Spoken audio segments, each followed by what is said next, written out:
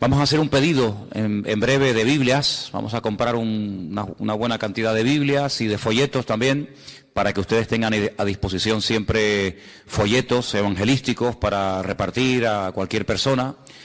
Siempre es bueno cuando terminemos de hablar con alguien dejarle algo, ¿no? Un folleto, algo, un tratado, para que de alguna manera tenga algún contacto y pueda seguirnos a través de la página web de la iglesia. Y también Biblias. Son Biblias muy económicas que hemos conseguido. Y bueno, queremos tener unas cuantas en la iglesia para que una persona que venga por primera vez se le pueda regalar una Biblia. O si alguno de ustedes quieren tener siempre en casa 3 o 4 o 5 Biblias, son muy económicas, ¿eh? Salían a 2 y pico, ¿no, Margarita? Pues te compras unas cuantas Biblias y las tienes ahí, y a una persona que le estés dando testimonio del Señor, en un momento determinado le puedes decir, oye, mira, toma, te regalo una Biblia, ¿eh? Y quedas muy bien, ¿ok? Santiago capítulo 1. A partir del versículo 1 dice: Santiago, siervo de Dios y del Señor Jesucristo, a las 12 tribus que están en la dispersión. Salud. Hermanos míos, tened por sumo gozo cuando os halléis en diversas pruebas, sabiendo que la prueba de vuestra fe produce paciencia.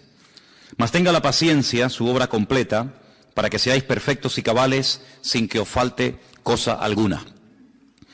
Si alguno de vosotros tiene falta de sabiduría, pídala a Dios, el cual da a todos abundantemente y sin reproche, y le será dada. Pero la condición es pedir con fe, no dudando nada, porque el que duda es semejante a la onda del mar, que es arrastrada por el viento y echada de una parte a otra. Lo primero de lo cual quiero hablar, y creo que sería muy bueno que le pidiéramos al Señor, es que le pidamos siempre al Señor mucha sabiduría. Amén, hermanos, mucha sabiduría. Todos sabemos que, sí, Salomón cometió muchos errores y pecados y tal, pero sabemos que el Señor le dotó de una sabiduría extraordinaria.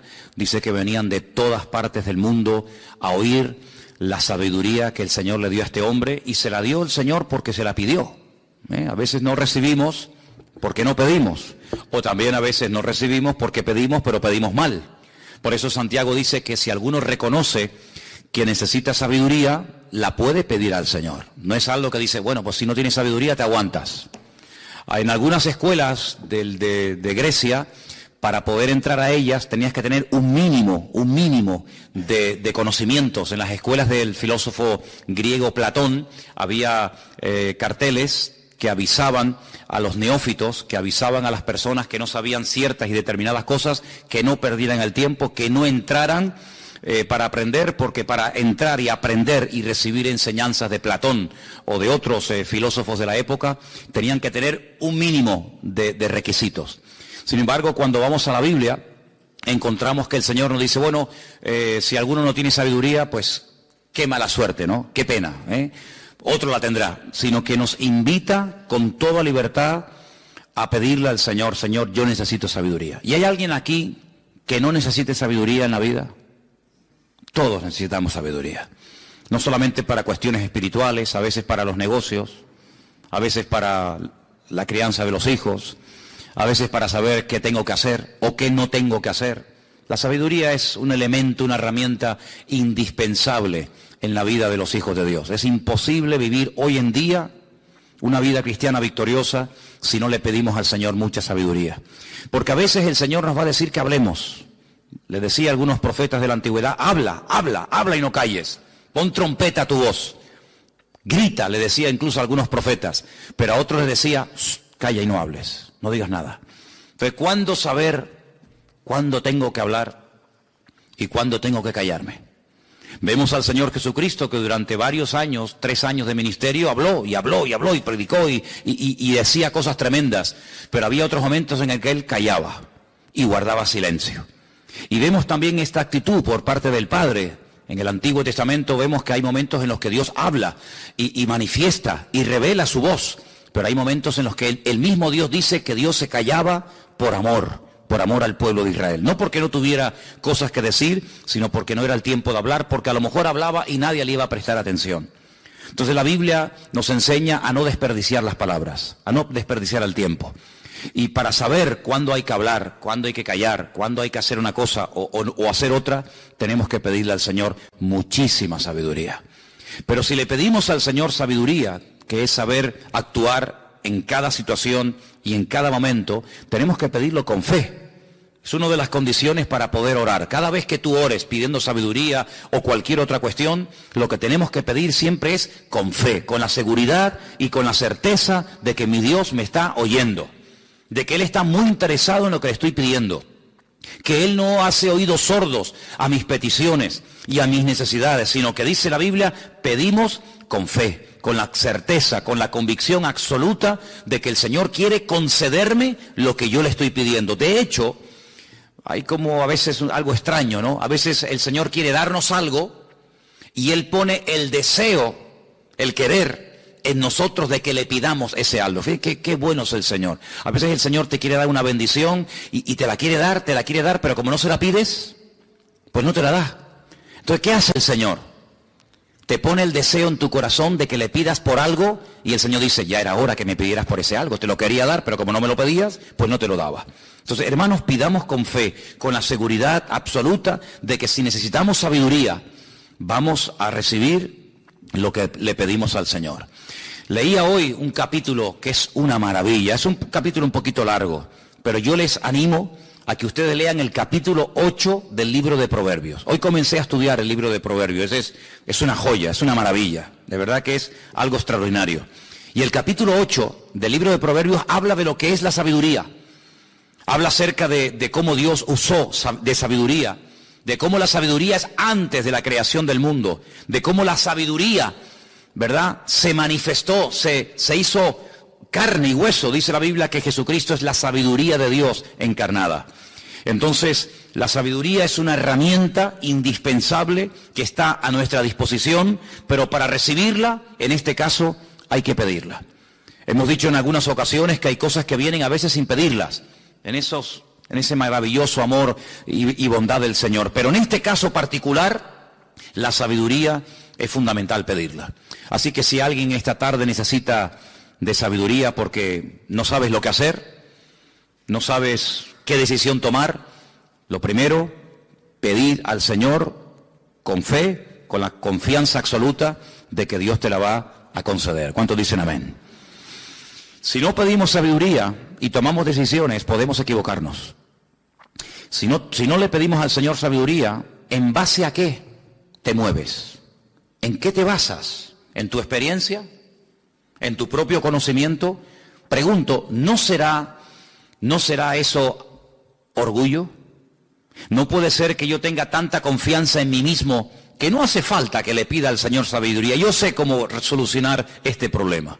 Yo sé cómo hablar con esta persona. Yo sé cómo moverme en este terreno o en esta circunstancia. Cuando no pedimos sabiduría al Señor, es como expresar nuestra confianza en nosotros mismos. Y en quien tenemos que tener confianza siempre es en nuestro Dios. ¿Cuántos dicen amén? Quiero que leamos en Romanos capítulo 12, versículo 2, porque una vez que le hayamos pedido sabiduría al Señor y el Señor te la haya concedido, te va a ayudar mucho para poder tomar sabias decisiones, no basado en emociones, no basado en sentimientos ni en modas, sino basado en algo que es de vital importancia en la vida de cualquier creyente. Romanos capítulo 12, versículo 2. Y dice así la palabra del Señor: no os conforméis. Otra versión dice, no te adaptes al sistema de valores del mundo. No os conforméis a este siglo, sino transformaos, renuévense por medio de la renovación de vuestro entendimiento. Y ahora dice, para que podáis comprobar cuál sea la voluntad de Dios, y añade que es agradable y es perfecta. Sí, hay una voluntad soberana de Dios. Sí, hay un deseo de Dios, un propósito eterno de Dios a nivel general, y luego hay una voluntad de Dios de tipo personal e individual. Tú ves que, por ejemplo, hay un versículo que dice que la voluntad de Dios es que vivamos en orden, que vivamos en santidad. Pero ¿a quién le dice eso? A todos, a todas las iglesias, a todos los creyentes, jóvenes, hombres, mujeres, por supuesto. Pero luego hay una voluntad de Dios que se revela a la persona porque tiene que ver con lo que Dios quiere hacer a través de tu vida. Y bueno, hay millones de ejemplos en la Biblia. La voluntad del Señor para David era completamente diferente a la voluntad de Dios para su hijo Salomón. Salomón nunca fue a la guerra, pero el Señor capacitó a Salomón para que pudiera cumplir con la voluntad de Dios para su tiempo y para su vida. La voluntad de Dios para Abraham era completamente diferente a la voluntad del Señor para Noé. Todos eran creyentes, sí, todos obedecían al Señor, por supuesto, pero si tú observas la vida de cada uno de los personajes bíblicos, tanto del Antiguo como del Nuevo Testamento, te vas a dar cuenta de que dentro de la voluntad general de Dios, luego hay un deseo, una voluntad particular e individual de Dios para cada uno de nosotros. Y si no le pedimos al Señor, como hemos visto, sabiduría, y si no le pedimos que se haga su voluntad en nuestra vida, si no se hace la voluntad de Dios, ¿qué voluntad es la que se va a hacer? Puede ser que la tuya.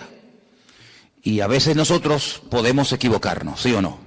Claro que podemos equivocarnos. Mira, te voy a poner un ejemplo muy fácil. Dice la Biblia que en el corazón de David siempre hubo el deseo de construir un templo. El Señor nunca le dio levantar un templo, pero él lo sintió. Él veía que todas las naciones de la tierra, que todos los pueblos que rodeaban a Israel tenían sus dioses, sus templos, y él pensó, él sintió en su corazón el deseo de construirle una casa, un templo al Señor. Claro, ya él sabía perfectamente que Dios, vamos a ver, no lo puedes reducir a 4 paredes. El Señor dijo, ¿qué casa me van a hacer ustedes a mí? Si el cielo es mi trono y la tierra es el estrado de mis pies, y yo no quepo en un templo, pero al mismo tiempo puedo habitar entre vosotros, ¿verdad? Pero David peleó contra los filisteos, contra los amorreos, les quitaba el oro, le quitaba la plata, y su sueño, el anhelo de su vida siempre fue poder construirle un templo al Señor. Llega un día el profeta Natán, uno de los profetas que vivía en la época del rey David. David le abre su corazón y le dice, yo le quiero construir casa a mi Dios. Yo no estoy contento con ver que yo vivo en un palacio y el arca del pacto del Señor la tenemos debajo de una lona, y no puede ser que mi casa sea mucho más lujosa y más hermosa que el lugar donde mora nuestro Dios. Y Natán le dijo, haz todo lo que venga a tu corazón, y se va. Y David dijo, qué bueno, voy a construir una casa al Señor. Ay, amigo, al día siguiente, el mismo profeta que el día anterior le había dicho, haz todo lo que venga a tu corazón, le dice, tengo palabra del Señor para ti. Dime, el Señor me ha dicho que no levantes templo para Él. Pero no, porque hay una serie de cosas en tu vida que no te capacitan, no te cualifican para construirle casa. El Señor dice que la casa, que el templo que quieres construir lo levantará tu hijo, no tú. David no peleó con el profeta ni con el Señor. David se resignó, David aceptó que él no era el instrumento que el Señor iba a utilizar para construir el templo, sino su hijo. ¿Qué es lo que él hace? Sigue exactamente igual, acumulando oro, madera, piedras preciosas, etcétera, todos los materiales, compone las canciones, crea o hace todos los instrumentos musicales que se van a tocar en el templo. Es decir, hace todo y se lo entrega a su hijo Salomón como herencia, porque él entiende que la construcción del templo no pasa por él, sino pasa por su hijo Salomón. En otras palabras, él no va a competir, él no va a forzar a Dios a que cambie de opinión, sino que él dice, bueno, Dios ya me ha hablado su voluntad. ¿Qué pasó el día anterior con el profeta? ¿Cómo le dijo, haz lo que venga a tu corazón, que Dios está contigo? Bueno, le habló precipitadamente, le habló sin consultar la voluntad de Dios, le habló en ese deseo de decir, sí, adelante hermano, no pasa nada, es que quiero construir una iglesia en los rodeos. Ay, qué bueno hermano, venga adelante, si usted tiene medios y puede hacerlo, adelante. Y al día siguiente te llega el profeta y dice, no, mire hermano, no lo haga. ¿Por qué? Porque he orado al Señor y el Señor me ha dicho que le comunique que no la construya. Esas cosas del Señor, ¿verdad? Entonces, todo lo que hacemos en la vida, no lo hagas y luego le preguntas al Señor. Hazlo al revés. Consúltale previamente al Señor. Señor, ¿esta es tu voluntad? Póngale pruebas al Señor. Espere en el Señor, que es otro de los puntos que vamos a tocar. No se precipite, no se lance al vacío a ver si hay agua, sino consulte al Señor. Dice que la voluntad de Dios es perfecta, es completa. Puede ser que a lo mejor al principio no lo entiendas. Puede ser que incluso sufras o llores, humanamente hablando. Fíjate cuando el Señor Jesucristo en el huerto de Getsemaní le dice al Padre, Padre, pasa de mí esta copa. Es decir, esta experiencia es durísima, pero que no se haga mi voluntad, sino la tuya. Bueno, aceptar la voluntad del Padre, ¿cuál era? Ir a la cruz, amigo. La voluntad del Padre, como digas que la quieres hacer, te va a costar la vida. Pero ¿estás dispuesto a dar tu vida si el Padre te lo pide? No se haga mi voluntad, sino la tuya. La voluntad de Dios para María fue tremenda. Decirle, te hace falta un cuerpo para meter en él una semilla y para que pueda engendrar un hijo y para que pueda crecer una criatura hasta el momento de parir. Cuenta con mi cuerpo, cuenta conmigo.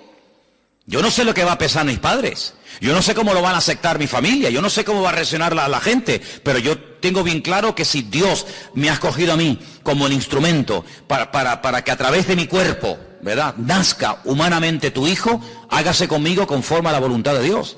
Y claro, fue contra marea, fue contra la corriente de la época, pero la voluntad de Dios no siempre a priori, de entrada, te va a encantar y gloria a Dios y aleluya, pero con el tiempo te vas a dar cuenta que lo mejor en la vida es hacer siempre la voluntad del Señor.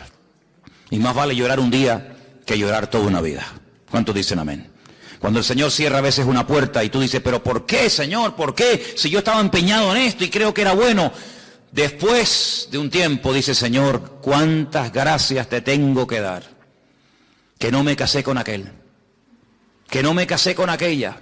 Porque hubiera sido la ruina de mi vida. Entonces, hermanos, pidamos al Señor sabiduría. Pidámosle al Señor que nos muestre su voluntad. Y para conocer la voluntad de Dios hay que pasar tiempo en comunión con Dios. No se te va a presentar mañana un ángel si no oras, no buscas nunca la palabra del Señor en oración, no se te va a presentar a un ángel, no. El Señor te va a llevar a su palabra, porque eso es algo que tenemos que tener en cuenta. Hoy el Señor fundamentalmente revela su voluntad, sus planes, sus propósitos a la vida de la iglesia y de cada uno de nosotros a través de su palabra. Cuanto más conozcas la palabra, más fácil tendrás el saber o el no saber la voluntad del Señor. Cuanto más palabra de Dios haya en tu vida, que ahí está almacenada, llegará un momento que ese versículo, ese capítulo, aquella historia que leíste, que tú dijiste, sí, yo me leí aquella historia, ahí está guardada, el Espíritu Santo la puede usar en un momento determinado y te puede hablar a través de aquella palabra, pero si no la has leído, si no escudriñas las Escrituras, si no aprendes a tener un tiempo en comunión con el Señor y que Él te hable a través de su palabra, ¿cómo se va a revelar el Señor a tu vida? ¿Verdad? A veces esperamos cosas muy sobrenaturales, pero a veces Dios obra más en lo natural que en lo sobrenatural. Y la forma natural, el cauce normal que Dios habla a tu vida, generalmente es a través de su bendita palabra. ¿Estamos de acuerdo? Amén. Vamos a leer en Efesios capítulo 5, versículo 10. Si hay algún hermano o alguna hermana que lo tiene ahí a mano y lo quiere leer. Efesios capítulo 5. El versículo 10 es un versículo muy cortito, casi no lo podríamos aprender de memoria, pero es muy bueno y muy necesario en estos tiempos en los cuales estamos viviendo. ¿Qué dice, hermano? Amén. Comprobando, ¿qué? Lo que es agradable, ¿a quién? Al Señor, no a mí. Claro, yo busco lo que a mí me conviene, pero lo que a ti te conviene le conviene al Señor. ¿Darás un mal testimonio? ¿Serás un tropiezo a un hermano débil en la fe? ¿O serás un mal testimonio al Evangelio si tú sales con la tuya? Cuidado, porque dice aquí que lo que tenemos que comprobar, ¿qué es lo que es agradable al Señor? Si esto va a repercutir en beneficio y en pro de la obra, gloria a Dios.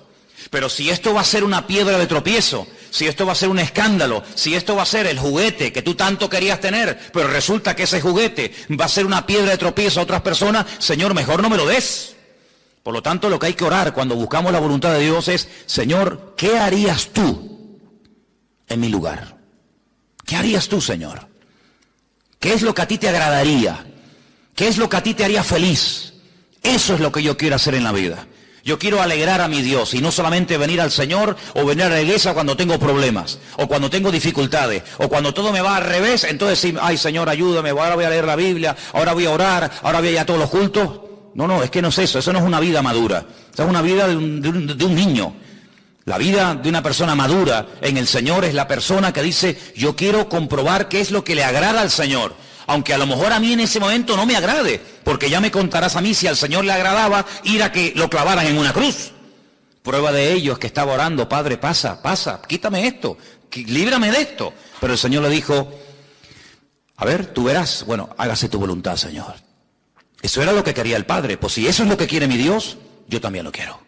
Yo no quiero en esta vida recibir nada que Dios no me dé. Y si no me lo da, gloria a Dios, porque por algo Él no me lo habrá dado.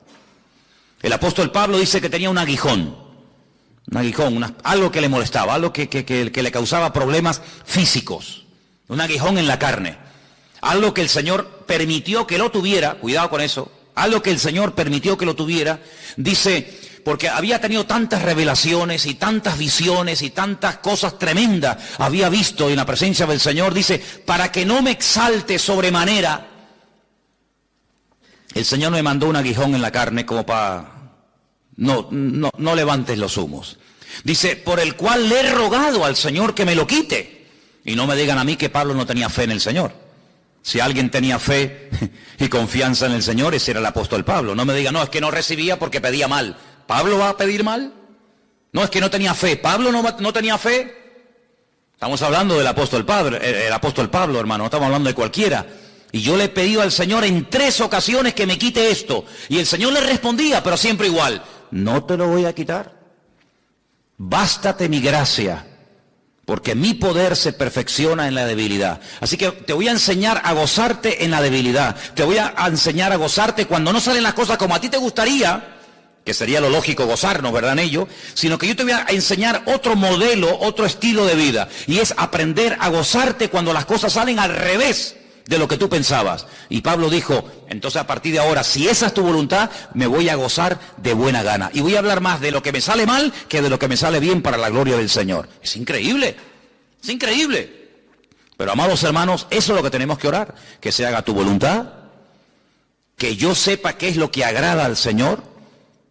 Y si yo hago eso, la bendición de Dios nunca se apartará de mi vida. Dice en Efesios capítulo 6 también, versículo 18. Efesios 6, 18. ¿Quién me lo puede leer, por favor? Orando en todo tiempo, con toda oración y súplica, en el Espíritu, y velando en ello con toda perseverancia y súplica por todos los santos.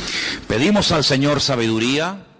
A través de la sabiduría que el Señor nos da podemos conocer su voluntad, pero eso no significa de que ya voy a dejar de orar, sino como hemos leído, hay que orar en todo tiempo. Y saben, hermanos, el Señor ha diseñado la oración de tal manera que si os fijáis, se puede hacer de día, de tarde o de noche. Se puede hacer de pie, sentado, caminando o acostado. Se puede hacer en cualquier parte, en la iglesia, en el trabajo, en un avión, en un barco, en un submarino, en una cueva, en una cárcel, donde sea. El Señor ha diseñado la oración de tal manera, algo tan vital, el oxígeno del creyente, que en cualquier momento, incluso hasta trabajando, puedes estar orando, conduciendo puedes estar orando, viajando puedes estar orando, en la cama puedes estar orando. ¿Para qué? Para que no tengas excusa, para que no digas, claro, el Señor dice que hay que orar en la iglesia de 4 a 6 de la tarde, lunes, miércoles y viernes, y hoy no tengo ninguno de esas condiciones. No, hermano, no hay horario, no hay postura, no hay lugar. En cualquier sitio, a cualquier hora, de cualquier forma, orando al Señor en todo tiempo. Es más, hay un versículo que dice, a veces uno dice, ¿cómo se puede cumplir ese versículo? Mira, orad sin cesar. En otras palabras, una actitud constante y permanente de oración. Sí, pero ¿y si no hay culto? ¿Y qué más da? ¿Es que usted solamente ora cuando viene a la iglesia? ¿Y cuando no hay culto no oras? ¿Es que solamente abres la Biblia jueves y domingo? ¿Y el lunes dónde está la Biblia? ¡Ay, la perdí! A veces se han perdido Biblias en la iglesia y han pasado meses y la gente no las ha reclamado. Yo digo, ¿se habrá dado cuenta la hermana tal? No voy a decir el nombre. ¿Se habrá dado cuenta el hermanito tal que su Biblia está en la iglesia? Y a veces a los 2 meses y medio me dice, hermano, ¿usted por casualidad ha visto una Biblia por aquí? Digo, sí. Tú tendrás otra Biblia en casa, ¿no? Digo, sí, tengo otra. Digo, porque si no, Llevas 2 meses y medio sin abrir la Biblia. Cuando la abras, ten cuidado que te pueden salir arañas o perenquenes, como decimos aquí también, ¿no? ¿Vale? Entonces, hermano, orar en todo tiempo. Esa es la prioridad. Buscar a Dios, tener relación con Dios. El domingo vamos a tocar un tema, vamos a visitar una iglesia. Les voy a llevar de visita a una iglesia el domingo. Vamos a visitar la iglesia de Sardis. A ver qué les parece. Ay, amigo. ¿Qué problema tenía la iglesia? ¿Falsa doctrina? No, no tenían falsa doctrina.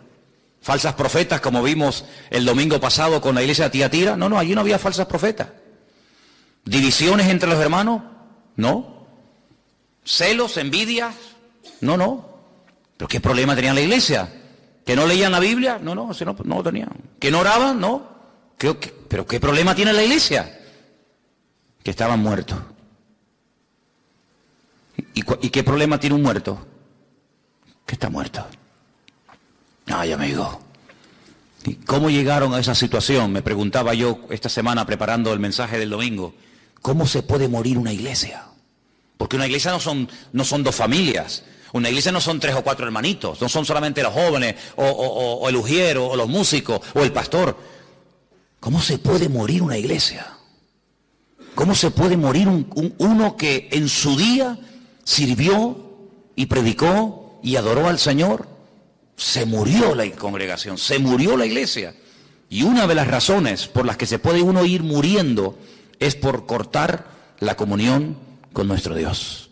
Al salir de la cobertura del Señor, comienzas a configurar tu vida de maneras varias y diversas, pero no logras actualizarte, porque no vas a encontrar bajo ningún concepto nada en esta vida que te pueda renovar y te pueda mantener vivo, más que solamente a través de la comunión diaria y permanente con el Señor. ¿Cuántos dicen amén? Y yo siempre le he dicho, hermanos, cuando yo he salido de viaje y he pedido oración, cuando regreso le digo, hermanos, yo noté que ustedes estaban orando por mí. Y también se nota cuando no oran por uno, ¿sí o no? Por lo tanto, hermano, el mayor favor que usted le puede hacer a la iglesia no es solamente viniendo y apoyándola, sino orando por la obra, orando por lo que se hace, orando por los jóvenes, orando por los niños.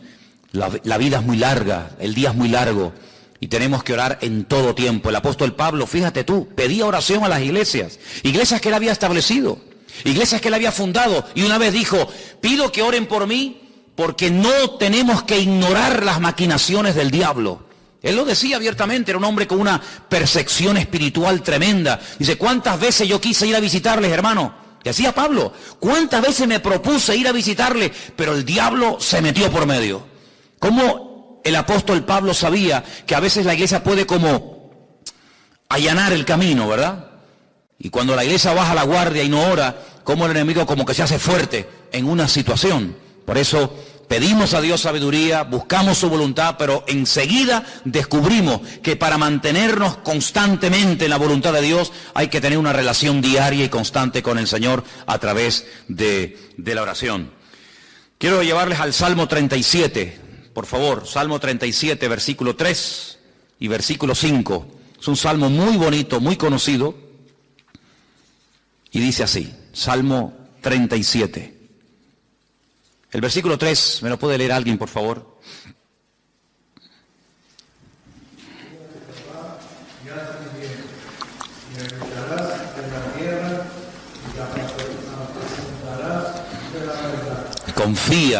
Confía en el Señor. Uno dice, bueno, ya lo tengo claro, pero confiamos en todas las circunstancias de la vida en el Señor. Cuando hay dudas, cuando hay falta de madurez, cuando hay falta de estabilidad, cuando no se progresa y se crece en el Señor, es porque la confianza ha menguado. Porque confiar en el Señor es fiarme de Dios. Es saber que Dios conmigo se está portando de maravilla.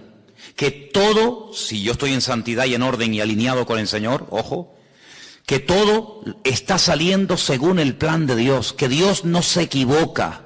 Que Dios no es injusto. Que Dios tiene todo bajo control y que no tengo por qué sentirme mal, Cuando yo me siento mal, cuando creo que no están saliendo las cosas como yo creo que deberían de salir, ¿saben lo que estoy diciendo sin palabras? No estás siendo bueno conmigo, Señor. Tú sabes lo que yo quiero. Tú sabes lo que te he pedido. Y no me están saliendo las cosas como yo incluso hasta he orado. ¿Saben, hermano, lo que significa eso? Señor, tú no lo estás haciendo bien. Yo lo haría mejor, Yo lo haría diferente. Es tremendo, hermano. Cuando bajamos la guardia, nuestros pensamientos son traicioneros. Y nuestros pensamientos nos hacen como decir, pero Señor, pero yo no me merezco esto. Yo he pedido varias veces con fe por esto. Cuando dejamos de confiar en el Señor, comenzamos a confiar en nuestra propia sabiduría, en nuestra propia experiencia, en nuestros criterios y opiniones particulares y personales. Por eso nos dice la Biblia, confía en el Señor, y haz el bien. No es confiar en el Señor y decir, bueno, vale, yo confío en el Señor. No, y muévete. Haz el bien, actúa conforme a la voluntad del Señor. No es confiar en Dios de una forma pasiva. Bueno, yo confío en el Señor. No es resignación. Confiar en Dios no es resignación. No es callarme la boca. Bueno, no voy a decir nada para no ofender a nadie. No, eso no es confiar en Dios. Esa actitud no es la correcta. Yo confío en Dios, sigo comportándome haciendo el bien, y además añade verso 4, y ahora deleítate en el Señor. Fíjate cómo son como los eslabones de una cadena. Confío en el Señor y no me quedo parado, sigo haciendo el bien, lo que tengo que hacer, lo que he venido haciendo, pero no solamente lo sigo haciendo, sino que hay un añadido más. Deleítate en el Señor. Y a veces yo creo que hay creyentes como que les falta deleitarse en el Señor, disfrutar de la vida cristiana. Porque la vida cristiana no es una vida de tormento y de sufrimiento, sino que podemos deleitarnos y gozarnos en el Señor. ¿Cuántos dicen amén? Oye, que no es una tragedia ser cristiano, que es una bendición. ¿Cuántos dicen amén? Bueno, pues demuéstrelo, exteriorícelo, dígaselo a su cara de vez en cuando también, haga algo. Encomienda al Señor tu camino, versículo 5, confía en Él y Él hará. Una de las cosas que estamos viendo en la clase de hermenéutica todas las semanas es analizar y tener en cuenta siempre el tiempo de los verbos. Confía en el Señor, confía en Él y Él hará. ¿Cuándo? Bueno, a usted no le interesa. ¿En cuándo, amigo? ¿Vas a restaurar el reino? ¿Se va a implantar la monarquía otra vez? No les toca a vosotros saber estas cuestiones. Ya está. Ustedes lo que tienen que hacer es ir a Jerusalén y esperar la promesa del Padre. Punto. Y cuando confiamos en el Señor, no me importa cómo el Señor lo va a hacer. No me importa a través de quién lo va a hacer, ni siquiera cuándo lo va a hacer, sino que yo sé que la promesa del Señor dice, confía en el Señor, encomienda al Señor tu camino y Él hará. Y el Señor nunca, jamás llega tarde a ninguna cita. Puede parecer que está tardando, ¿sí o no? ¿No te ha parecido a ti alguna vez? Seamos sinceros. Puede ser. Puede ser que, pero no habrá llegado la oración con estas lluvias y con estas cosas, ¿no? A lo mejor se perdió entre la lluvia, ¿no? Mira, hermano, esta mañana temprano, cuando yo salí a pasear a mi hijo Trotsky, yo vi el arco iris. Y cada vez que un creyente ve el arco iris, tiene que pararse donde esté y decir, gracias, Señor. Gracias, Señor. El arco iris, qué interesante. Alguien dijo, la lluvia en colores. ¿Hacia dónde apunta el arco? Porque un arco es así, ¿no? Tiene una cuerdita que tú la tensas y lanzas la flecha. El arco iris, cuando sale en el filamento, ¿hacia dónde apunta el arco? ¿Hacia arriba o hacia abajo? El arco iris realmente es un círculo. Realmente es un círculo. Solamente viendo el arco iris uno sabe que la Tierra es redonda. Si no, el arco iris sería plano, sería horizontal. Fíjate que falta de inteligencia al hombre a lo largo de la historia, que se empeñaban en decir que la Tierra era plana. Solamente cuando veas el arco iris sabe que la Tierra no es plana, sino es circular, es redonda. Pero cuando nosotros vemos el arco iris no lo vemos totalmente redondo. El único arco iris que se puede ver en forma circular, que yo lo he visto, y en algunas ocasiones se puede ver, es el arco iris lunar. Es el que sale por la noche con la luz de la luna y se puede ver alrededor de la luna como un circulito completamente redondo. No es muy común verlo, pero es el único momento que se puede ver el arco iris de una forma redonda completamente. Pero generalmente el arco iris ¿A dónde apunta el arco? No, hacia arriba. El arco iris es así. Es decir, que apunta hacia arriba, no apunta hacia abajo. Porque el Señor dijo, cuando veáis en el firmamento el arco iris, tenéis que recordar que yo hace miles de años hice un pacto con un hombre llamado Noah. Y le dije a ese hombre que nunca más la tierra será destruida. Yo no estoy enfadado con la humanidad. Yo no voy a volver a destruirla. Es una señal de la misericordia. Es una señal de la fidelidad del Señor. Y Dios no está enfadado con nosotros. El Señor no retarda su promesa, según algunos la tienen por tardanza, dice la Escritura.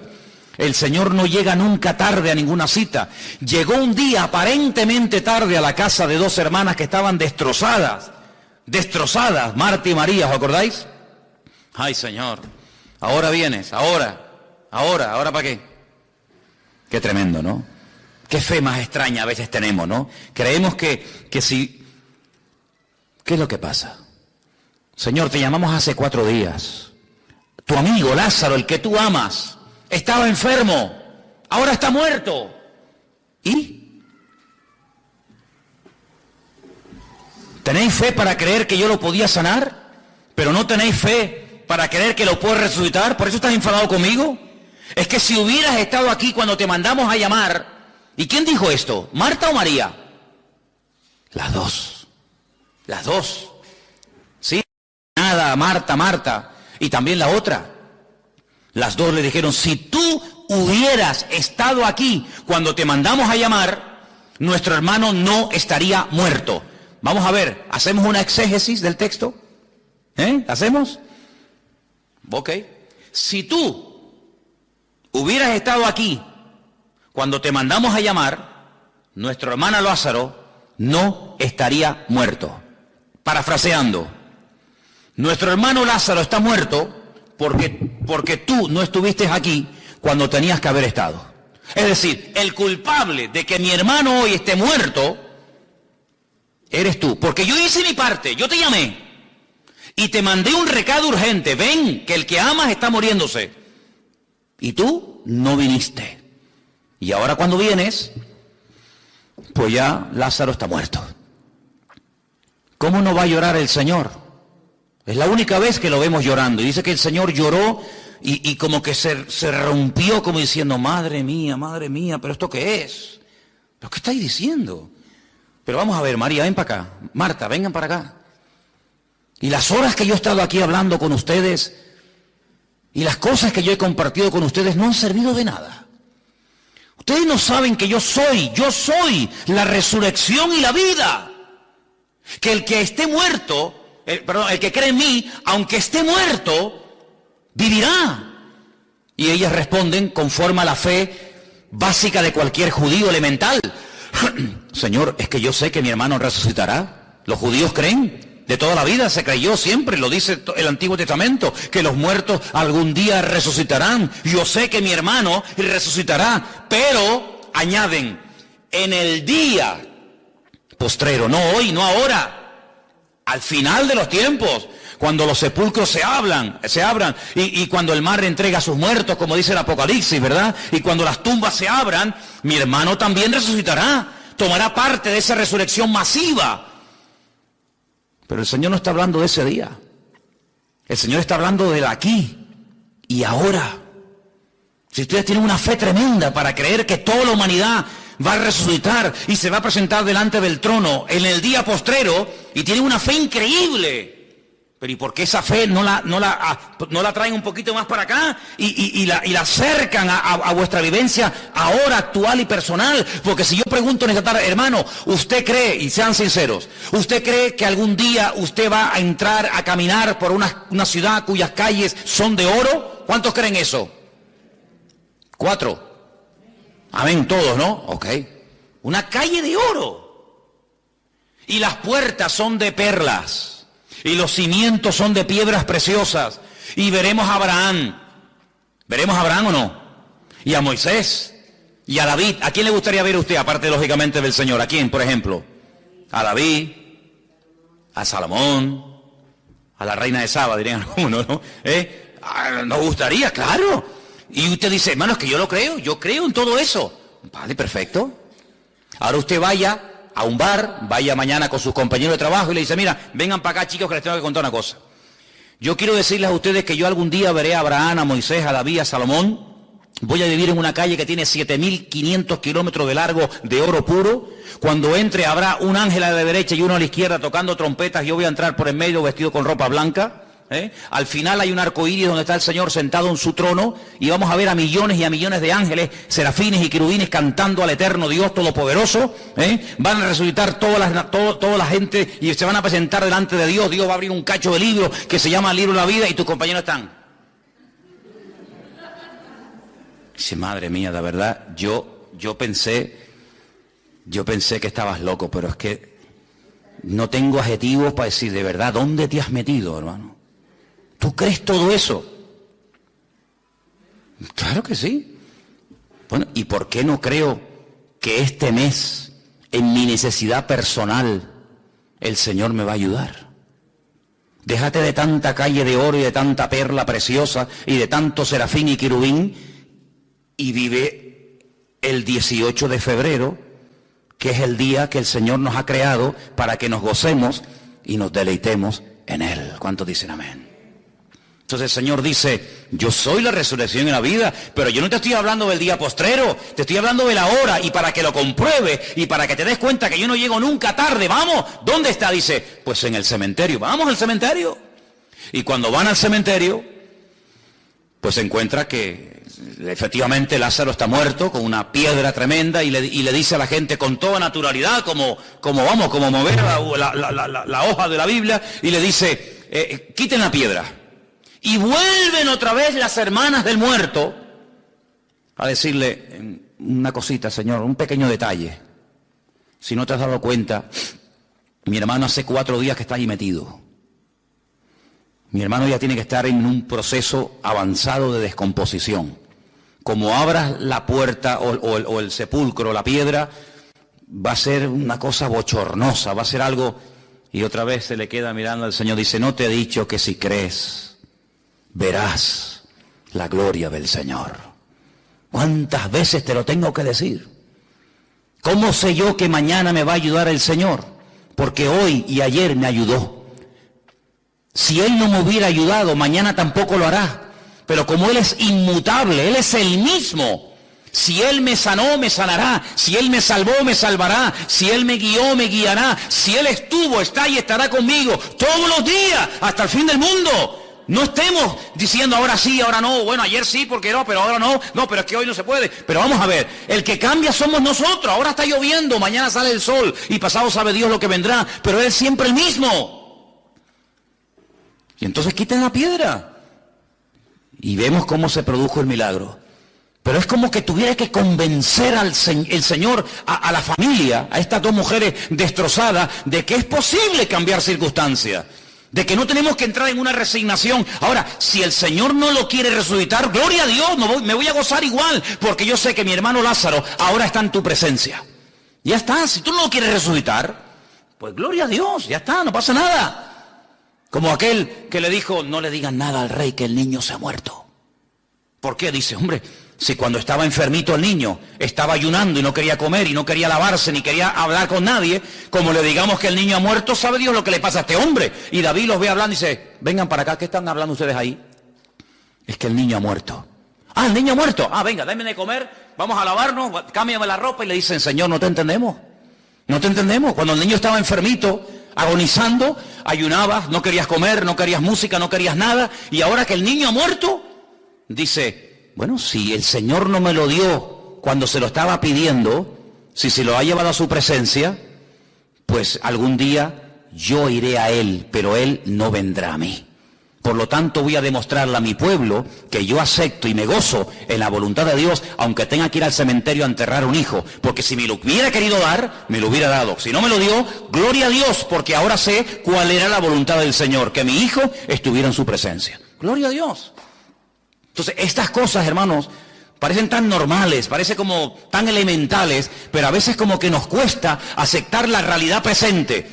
Nos gozamos de cuando conocimos al Señor, de la vida que llevábamos y la dejamos, amén.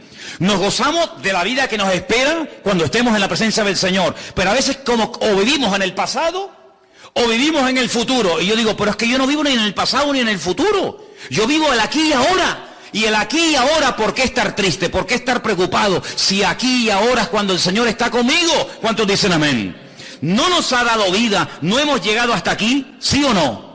Pues ya está, pues gloria a Dios. Pero si preocuparnos por el mañana es lo más absurdo del mundo, ¿por qué? Porque no existe. El mañana no existe. No, ¿dónde está? Hoy es 18, ¿no?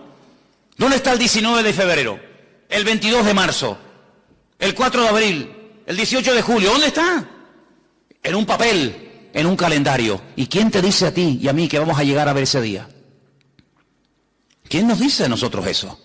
Por lo tanto, dice el Señor, y vuelvo a repetir, este es el día que el Señor ha creado. Gocémonos y alegrémonos en Él. ¿Cuántos dicen amén? Si yo no me gozo ahora, pensando que mañana va a ser mejor, pues voy a cometer una gran equivocación, porque dice la Biblia, cada día tiene su propio afán. Y yo tengo que aprender a servir al Señor y a honrarle cada día como si fuera el último día de mi vida. Minuto a minuto. Finalmente quiero leerles en el Salmo 37 también, el versículo 7, donde dice, guarda silencio ante el Señor y espera en Él. Espera en Él. No te alteres, no te pongas nervioso con motivo del que prospera en su camino, por el hombre que hace maldades. Hermanos, hay gente que ha prosperado así, de la noche a la mañana. ¿Dónde están hoy? O en una cárcel, o esperando ser juzgados. Y toda la gloria que recibieron en poco tiempo se esfumó. Porque la gloria del mundo es pasajera, pero la gloria del Señor es eterna. ¿Dónde está en este momento el dueño de Vitaldén? Ay, amigo. 450 tiendas por toda España, aviones, helicópteros, caballos, fincas. Movían miles de euros, millones. Ay, amigo. El que muy rápido sube, también muy rápido baja. ¿Cuántas veces vemos en la televisión personas que robaron, que vivieron a todo tren, personas que no tuvieron ningún tipo de escrúpulos? Pero tarde o temprano esa gloria es pasajera. Dice, no te pongas nervioso, no te alteres, no te pongas preocupado, a cuestionar, a criticar con motivo del que prospera en su camino. A ti no tiene que preocuparte eso, a ti lo que te tiene que, entre comillas, preocupar, o ocupar, mejor dicho, es esperar en el Señor, guardar silencio ante Él y dejar que Él se encargue de las cosas de la vida. Que ya bastante tenemos con la nuestra para estar preocupados por las vidas de los demás. Solamente podemos vivir una vida al mismo tiempo. Hay gente que quiere vivir su vida, la vida de la hija, la vida del hijo, la vida del nieto, la vida de la nuera, y entonces quieren vivir 8 vidas al mismo tiempo. No, querido. Usted tiene que vivir su vida y deja a los demás en paz, que el Señor se encargará de cada uno de ellos. ¿Cuántos dicen amén? Así de claro. Esperar en el Señor, pacientemente, tranquilamente, sin nervios, sin agobio, sabiendo que el Señor tiene todo bajo su control. Y el último texto que quiero leer, Santiago 4, 13 al 15. Precioso texto también, vamos a leerlo. Santiago capítulo 4, del 13 al 15. Vamos ahora los que decís, hoy y mañana iremos a tal ciudad y estaremos allá un año y traficaremos o venderemos y ganaremos. ¿Cuánta gente hay así? Ahora voy para allá, estoy un par de añitos, gano un dinero, con ese dinero me vengo, me compro una casita, después no sé qué, ¿verdad? Dice, cuando no sabéis lo que será mañana. Tantos planes y tantos. Porque ¿qué es vuestra vida? Dice Santiago aquí. Ciertamente es neblina que se aparece por un poco de tiempo y luego se desvanece. En lugar de lo cual deberíais decir, si el Señor quiere, viviremos y haremos esto o haremos aquello. Pero ahora os jactáis en vuestras soberbias, y toda jactancia semejante es mala.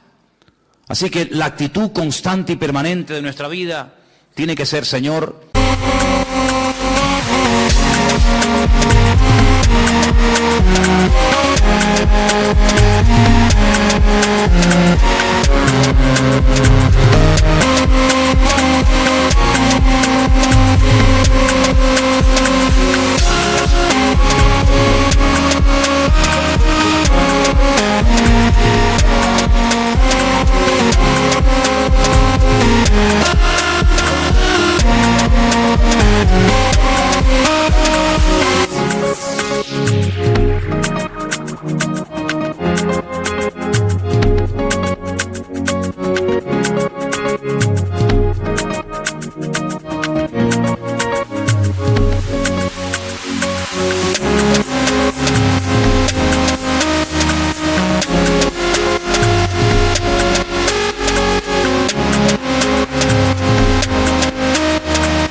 Que se haga tu voluntad en mi vida.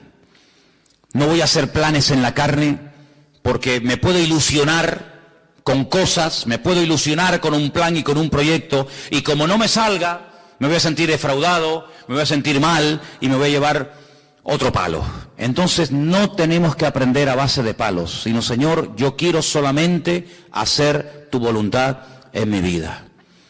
Los chicos y las chicas que están solteros, que lógicamente pues algún día tendrán que casarse, comienza a orar desde ahora para que no se aparezca en tu camino ninguna lagarta ni ningún lagarto que te haga perder el tiempo, sino que cuando aparezca en tu vida, hermanito y hermanita, la persona de Dios, que sea esa, la persona de Dios, y no estés perdiendo el tiempo ni jugando con sentimientos, ni ilusionándote con juguetes que al final los rompes, y juguetes que al fin y al cabo a lo mejor no eran para ti, sino eran para otra persona, ¿verdad?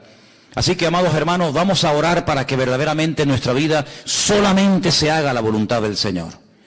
Cuántas desilusiones, cuántos palos, cuántos desengaños nos hemos llevado en la vida, porque en el fondo hemos hecho nuestra voluntad.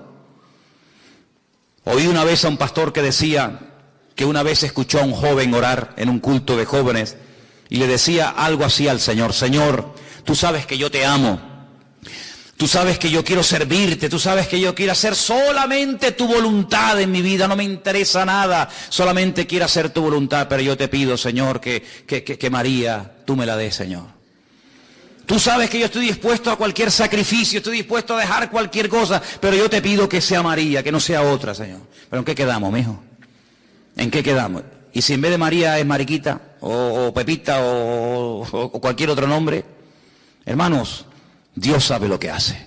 El único que conoce el futuro es nuestro Dios. Y lo que tenemos que hacer es aprender a gozarnos. ¿Saben? El otro día hablábamos y comentábamos, el gozo del Señor es nuestra fortaleza. Cuando falta fortaleza es porque falta gozo. ¿Y cuándo falta el gozo? Cuando las cosas no salen como yo creo. Cuando yo creo que yo me merezco otro tipo de vida.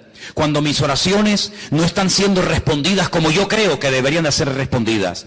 Cuando yo creo que el Señor no me está dando lo que yo creo que necesito realmente. Falta el gozo, falta la fortaleza. Al no estar fortalecido viene el enemigo y te echa el guante y te atrapa. Pero cuando tienes gozo, cuando reconoces que mi vida está en las manos del Señor. Que salga lo que salga, que pase lo que pase, que digan lo que digan, que venga lo que vengan, mi vida está en las manos del Señor. Si yo confío en el Señor y yo me gozo en el Señor, yo voy a estar fuerte. Y el enemigo vendrá con ofertas, el enemigo vendrá con sus tentaciones, pero me van a resbalar como el agua al pato. ¿Por qué? Porque estoy fortalecido en el Señor. Pero ¿cómo viene la fortaleza? Gozándome en el Señor. ¿Y el gozo de dónde viene? ¿De dónde emana el gozo? De mi confianza total y absoluta en el Señor. Yo leía hoy un proverbio que dice, más vale bocado seco y en paz, así, pelado, un pan, que casa llena de provisiones, pero con contiendas, es decir, donde no está la paz y la bendición de Dios. Sí, este hombre dice, Señor, yo prefiero comer un pedazo de pan sin nada dentro, pero sabiendo que tú estás conmigo, que tener la nevera y la estantería llena de comida, pero sé que todo esto lo he conseguido yo en la carne y no está la bendición de Dios detrás de esto. Por lo tanto, a eso tenemos que apuntar todos y cada uno de nosotros, a contentarnos con lo que tenemos ahora. Y cuando nosotros comencemos a gozarnos con lo que tenemos ahora, a lo mejor el Señor nos dará algo más. Pero ¿para qué nos va a dar más si lo que te ha dado hasta ahora no lo disfrutas y no te gozas en ello? Vamos a orar en esta noche y pedirle al Señor que nos dé ese espíritu de decir: Señor, yo te doy gracias porque sé que tú estás conmigo. Porque, Señor, la comida que como cada día es producto de tu generosidad y de tu fidelidad para conmigo. La cama que tengo, Señor, la ducha, la almohada, la ropa que como, todo te lo debo a ti, Señor. A veces son cosas insignificantes que no valoramos, queridos hermanos. Pero el Señor, todo cuanto tienes y todo cuanto usas para hacerte la vida más cómoda y más fácil, el Señor te lo ha dado para que veas cómo Él te ama y te cuida. Así que darle gracias al Señor por lo que tienes. Olvídate de lo que no tienes o de lo que has perdido, olvídate de eso. No mires ni atrás ni mires adelante, mira ahora, ahora en el presente a tu Señor y a tu Dios. Y dile: gracias, Señor, porque hasta el día de hoy tú me has bendecido, hasta el día de hoy tú me has cuidado, y lo más grande y lo más importante de todo es que te tengo a ti. El tesoro más grande que el ser humano puede tener en esta vida es tenerte a ti, y yo ahora, hoy aquí, yo te tengo a ti, Señor.